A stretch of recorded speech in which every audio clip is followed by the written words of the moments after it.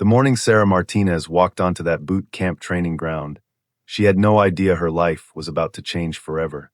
But then again, neither did Commander James Mitchell, one of the most decorated SEAL operators in Navy history, when he stopped dead in his tracks at the sight of ink on her forearm. But we're getting ahead of ourselves. Let's start where it really began, with the mockery. "Look at her," whispered the recruit behind Sarah. "What's a girl like that doing here? She belongs in a coffee shop, not the military." Quiet laughter rippled through the formation. Sarah kept her eyes forward, jaw clenched. At 5'4" and barely 120 pounds, she knew she didn't look the part.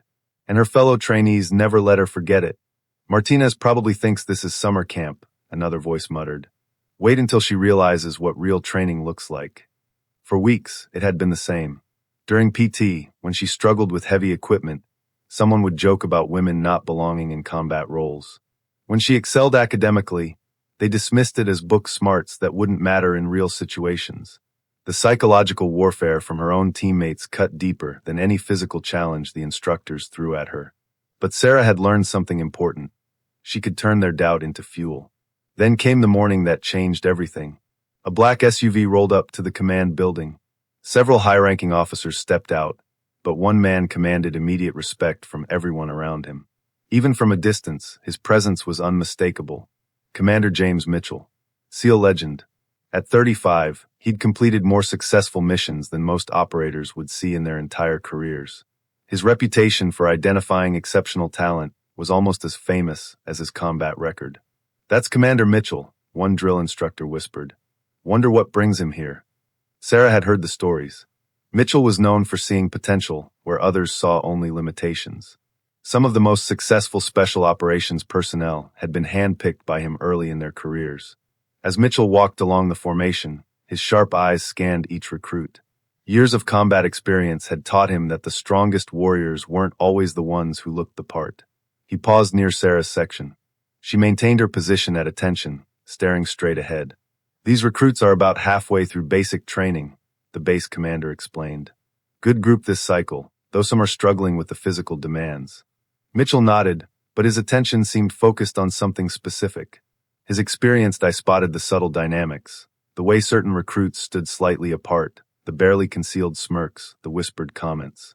"Physical standards are important," Mitchell replied, "but they're not everything. Some of our most effective operators weren't the strongest recruits when they started. It's about heart, determination, and the ability to push through when everything seems impossible." The formation was dismissed. Sarah gathered her gear, trying to ignore the continued whispers. "Martinez," Drill Sergeant Rodriguez called out, "you're with the Advanced Combat Training Group today." Several recruits stopped and stared. The advanced group was reserved for top performers. Sarah had never been included before. "Are you sure, Sergeant?" asked Recruit Johnson, one of her most vocal critics. "Shouldn't someone who can actually handle the physical demands be in that group?" Rodriguez shot him a withering look. "Did I stutter, Johnson?"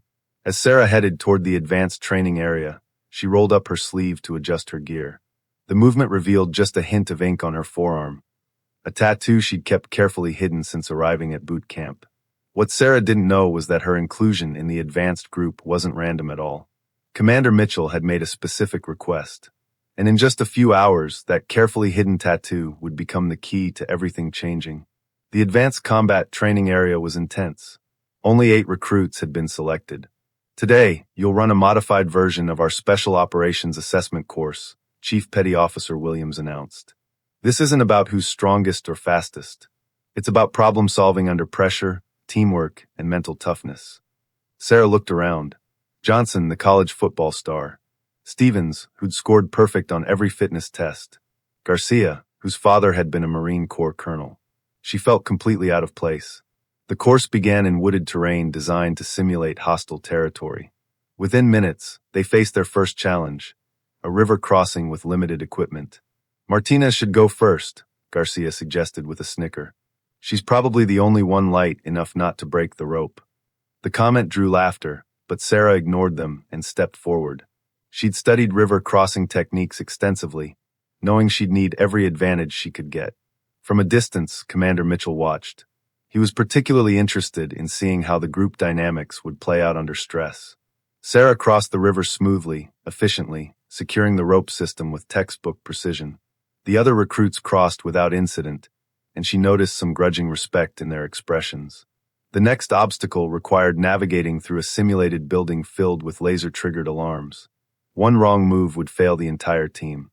"We need someone small enough to crawl through that ventilation system," Stevens observed, "and someone who won't panic in tight spaces." All eyes turned to Sarah. But this time, instead of mockery, she saw genuine consideration. Sarah squeezed through the narrow shaft, heart pounding in the darkness. She relied on memory and instinct to navigate. When she emerged inside the target room, she quickly disabled the security system. "Nice work, Martinez," Johnson admitted quietly. It was the first positive comment he'd made since training began. The final phase required carrying a 180-pound dummy over rough terrain for nearly a mile while under simulated enemy fire. Sarah knew this would be her biggest challenge. "I'll take the first shift," she volunteered. Stevens looked skeptical. "Martinez, maybe you should save your strength." "No," Sarah replied firmly. "We're a team. Everyone carries their weight." She hefted the dummy onto her shoulders. Her legs trembled immediately. Her breathing became labored within the first 100 yards. But she pressed on, drawing on reserves of determination she didn't know she possessed. From his observation point, Mitchell watched Sarah struggle. He could see the pain in her movements, the way her whole body shook with effort. But he also saw something else, an absolute refusal to quit that couldn't be taught or faked. After 20 minutes, Sarah finally accepted help from Garcia. But instead of disappointment, her teammates seemed genuinely impressed. "I've never seen anyone push through pain like that," Stevens commented. "Most people would have given up after 5 minutes." As they gathered for debriefing, Chief Williams seemed pleased. "You functioned as a real team out there. Each person contributed their unique strengths. That's what special operations is really about." Sarah felt a surge of pride unlike anything she'd experienced at boot camp. For the first time, she truly belonged. But then, in her exhaustion and excitement, she made a crucial mistake. Sarah carelessly rolled up her sleeves to cool down, momentarily forgetting about the tattoo. The design on her forearm was suddenly visible. Commander Mitchell, who had been approaching to speak with the group, stopped dead in his tracks. His expression changed instantly from casual observation to intense focus, as if he'd just witnessed something impossible. The tattoo was intricate and unmistakable. A compass rose intertwined with a serpent, rendered in precise black ink with subtle red accents. But this wasn't just any tattoo. This particular design held significance that only a handful of people in the world would understand. Sarah quickly realized her mistake and tugged her sleeve down. Too late. Mitchell had seen enough. "Recruit Martinez," Mitchell called out, his voice carrying absolute authority. A word. Sarah's heart sank. She'd worked so hard to keep her past hidden. "The rest of you are dismissed," Mitchell told the other recruits.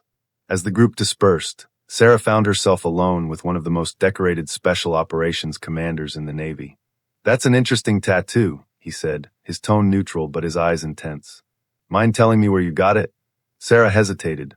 The truth was complicated and painful. "It's a long story, sir." "I have time," Mitchell replied. "And something tells me this story is worth hearing." Sarah took a deep breath. "My brother designed it for me, sir. Before he died." Mitchell's expression softened slightly. "What was your brother's name?" "Staff Sergeant Miguel Martinez, sir. He served with the Army 75th Ranger Regiment." The name hit Mitchell like a physical blow. Miguel Martinez wasn't just any soldier. He'd been one of the most skilled operators Mitchell had ever worked alongside during joint special operations missions. They'd served together on 3 classified missions in Afghanistan, and Miguel had saved Mitchell's life during a firefight in Kandahar province. "Miguel Martinez," Mitchell repeated slowly. "Tall guy, always carried that lucky compass his grandfather gave him. Could navigate through a sandstorm without missing a step." Sarah's eyes widened. "You knew my brother?" "I served with him," Mitchell said, emotion breaking through his usual control. "Miguel was one of the finest soldiers I ever had the honor of fighting beside." "When did you lose him?" 3 years ago, Sarah replied, her voice barely above a whisper. IED explosion during his 4th deployment. He was supposed to come home the following month.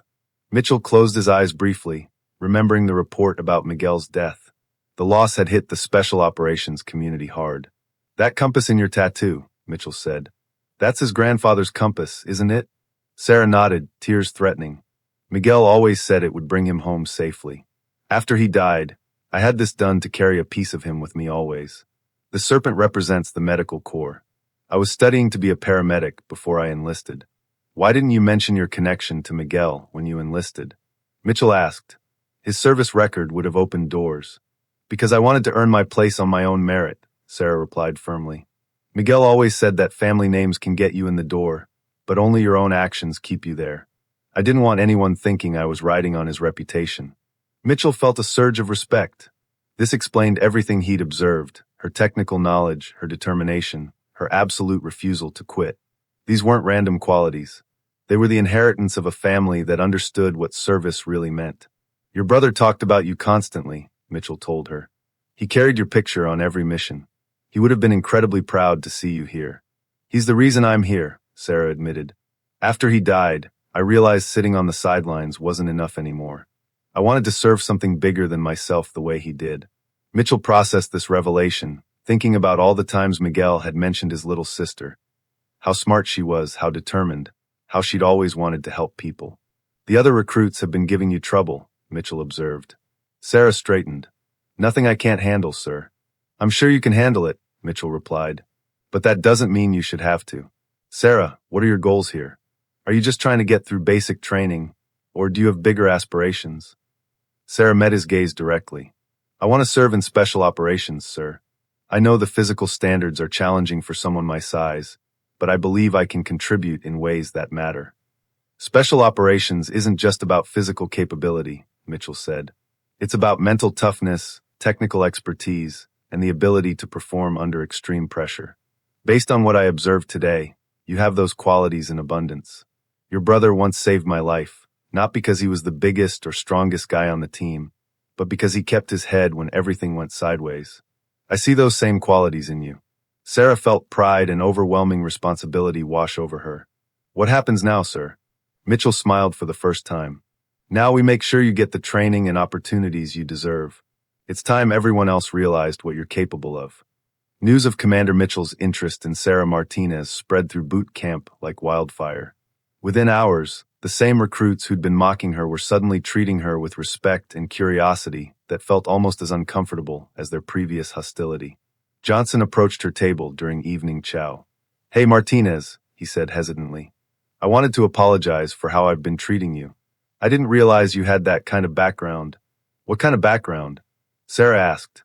Military family, connections to special ops, Johnson replied. It explains your performance today. Sarah set down her fork. My background doesn't change anything about who I am or what I'm capable of. The same person who impressed you today is the same person you've been dismissing for weeks. Johnson looked uncomfortable. I just meant that having family in the service gives you advantages. You're right, Sarah interrupted. It gave me the advantage of watching my brother's coffin come home draped in a flag. It gave me the advantage of seeing my mother cry herself to sleep for months. Those advantages taught me what service really costs and why it matters. The conversation died quickly, leaving Sarah alone with her thoughts. The next morning, Sarah reported to the briefing room to find Mitchell waiting with two other instructors, Master Chief Peterson and Lieutenant Commander Hayes. Their uniforms bore no unit insignia, and their bearings suggested they were far more than typical training personnel. Martinez, we understand you have medical training prior to enlistment, Peterson said, studying her with piercing blue eyes. Yes, sir. I completed most of a paramedic program before enlisting. We're going to test those skills, Hayes added.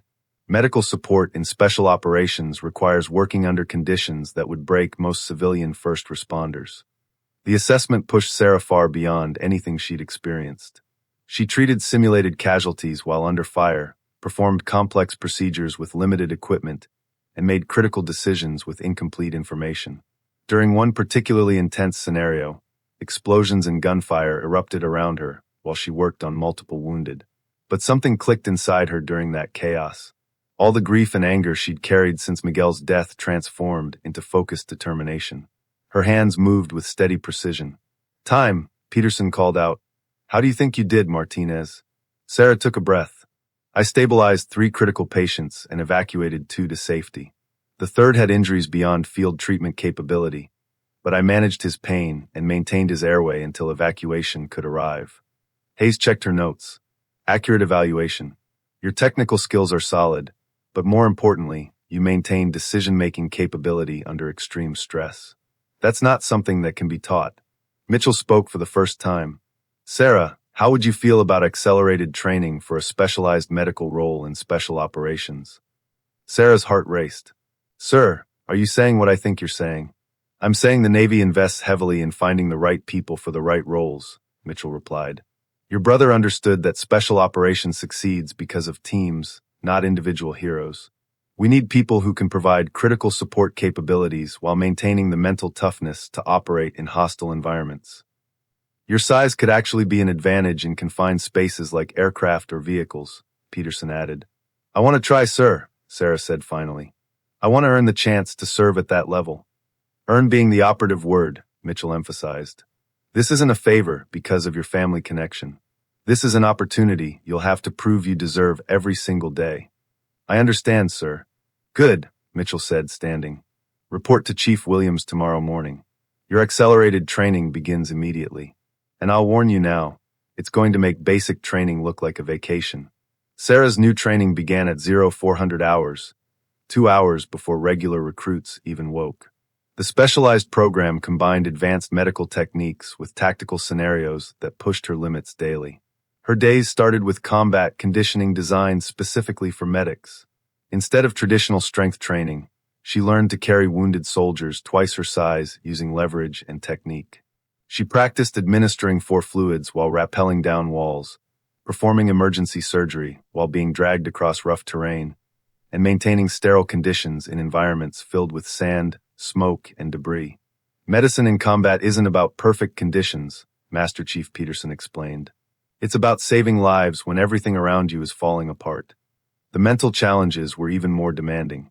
During one simulation, she found herself treating a patient with multiple traumatic injuries while incoming mortar rounds shook the building around her. Martinez, you have 30 seconds to make a decision, Lieutenant Commander Hayes shouted over simulated explosions. Stay and treat or evacuate now. Sarah's training told her the patient's injuries were survivable if treated immediately, but fatal if transport was delayed. Her tactical training told her staying in the building was extremely dangerous. I'm staying, she decided, dropping beside the patient. Cover the entrance and give me 3 minutes. Her hands moved with practiced efficiency.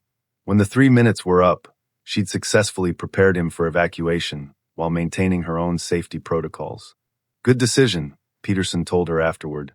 You balanced medical necessity with tactical reality. That's exactly the kind of judgment we need. One afternoon, Commander Mitchell found her after a particularly difficult scenario involving chemical weapons exposure. How are you holding up? He asked. I'm learning that I'm stronger than I thought, Sarah replied honestly. But also that this work is harder than anything I imagined. Your brother went through similar training, Mitchell said. He told me once that the hardest part wasn't learning the procedures.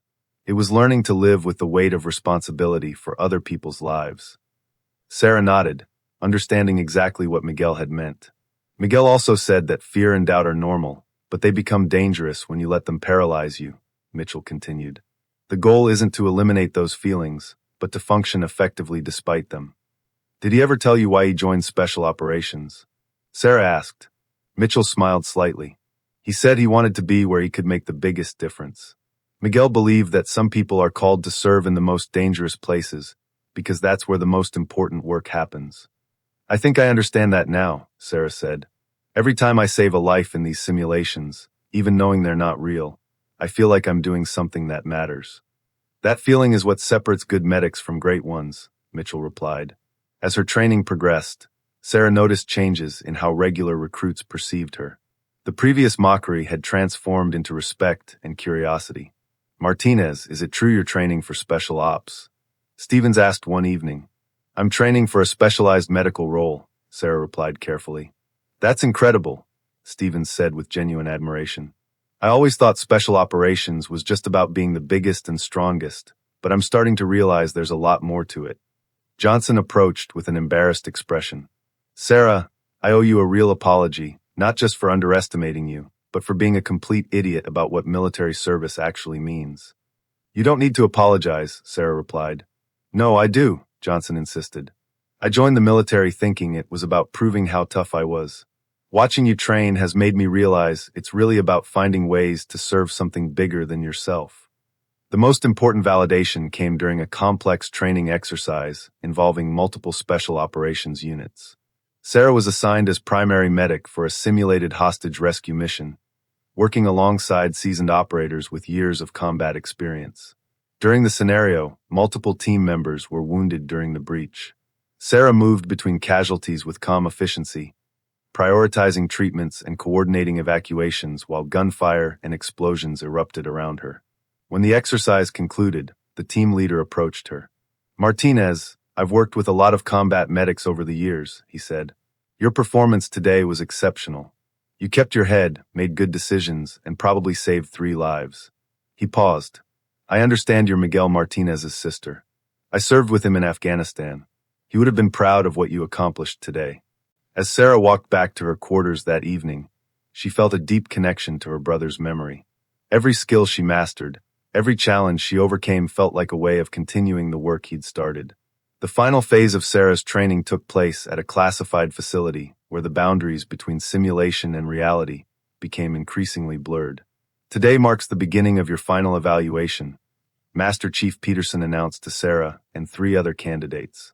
"Over the next 72 hours, you'll be tested on everything you've learned. Some of you will earn the right to serve in special operations. Others will return to traditional military roles." The scenario was simple on paper. A special operations team extraction gone wrong, with mounting casualties that had to be kept alive while fighting to the extraction point. What made this exercise different was the level of realism. The wounded were trained actors using Hollywood-quality special effects. The sounds, smells, and chaos of combat were reproduced with startling accuracy. The mock mission started well, but as they prepared to extract their objective, everything went sideways. Explosions rocked the building. Within seconds, half her team was down with various injuries. Sarah found herself alone with 4 critically wounded soldiers and no way to call for immediate evacuation. "Martinez, what's your assessment?" shouted the team leader, who was playing the role of a soldier with a severe leg wound. Sarah forced herself to take a breath and prioritize. "Chin needs immediate surgery, or he'll bleed out. Williams has a collapsed lung I can treat here. Rodriguez needs close monitoring for brain injury, and you need that leg stabilized before we move." The next 30 minutes tested every skill she'd developed. She performed an emergency needle decompression to reinflate Williams's lung, while simultaneously starting 4 fluids for Chun and monitoring Rodriguez's vital signs. "Incoming wounded," called an instructor, adding complexity. 2 more casualties arrived, both requiring immediate attention. Sarah organized her treatment area with military efficiency. When one patient's condition deteriorated, she was ready with the appropriate intervention. When medical supplies ran low, she improvised using field-expedient techniques. "Rodriguez is showing signs of increased intracranial pressure," she reported. "I need to evacuate him within 20 minutes or risk permanent brain damage." "Negative on evacuation," came the reply. "Extraction point is still compromised. You need to buy us more time." "I can give you 30 more minutes," she decided. "After that, we move him regardless of the tactical situation." As the scenario continued, Sarah functioned at a level she'd never achieved before. The technical aspects had become second nature, allowing her to focus on the bigger picture. "Martinez, you've got company," warned the team leader as simulated enemy forces approached. "We may need to move now." Sarah looked at her patients. "Give me 2 minutes to prepare them for movement." The evacuation under fire was unlike anything she'd experienced. She ran alongside stretchers while maintaining 4 drips, performed CPR while being carried in the back of a vehicle, and made critical medical decisions while incoming fire peppered the ground around her. By the time they reached the extraction point, all 5 casualties were stable and responsive. "Time," Peterson called out. "Martinez, step forward." Sarah approached, her uniform soaked with sweat and artificial blood, her hands still shaking from adrenaline. Peterson studied her for a long moment. "In 15 years of running these evaluations, I've rarely seen a candidate perform at the level you just demonstrated. You kept 5 critically wounded soldiers alive under impossible conditions while maintaining tactical awareness." He paused. "More importantly, you showed the kind of judgment and leadership that special operations teams depend on. Congratulations, Hospital Corpsman Martinez. You've earned your place. Your first assignment will be with SEAL Team 7. where they're specifically requesting a medic with your particular skill set. 6 months later, hospital corpsman Sarah Martinez stood on the deck of a Navy destroyer, cutting through the waters of the Arabian Sea, heading toward a classified mission. As she checked her medical equipment one final time, she reflected on the incredible journey that had brought her to this moment. "Martinez, you ready for this?" asked Petty Officer First Class Jackson, the team's communications specialist. "As ready as I'll ever be," Sarah replied. Commander Mitchell approached as they prepared for their final briefing. His presence on this mission was unusual, but the high-stakes nature had drawn attention from the highest levels. "Team, this mission hits close to home for several of us," Mitchell began. "The hostages include 2 Navy personnel captured during a humanitarian mission 3 weeks ago. Intelligence suggests they're being held in a heavily fortified compound." As Mitchell outlined the tactical plan, Sarah knew her role would be to provide medical support during the assault and stabilize any wounded for evacuation. "Martinez," Mitchell continued, "your specific responsibility includes being prepared to treat not just our team members, but potentially the hostages as well. Intelligence suggests they may have been subjected to torture or other medical trauma."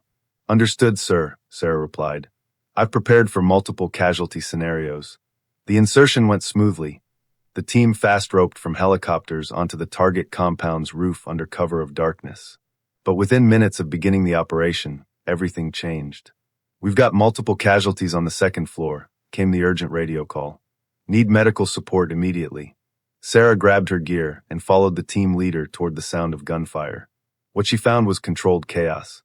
3 team members were down with various injuries, and the hostages were in worse condition than anyone had anticipated. "Martinez, we need you to work miracles," said the team leader as bullets continued down the hallway. "Chen has a through-and-through gunshot to the shoulder. Williams took shrapnel to the leg.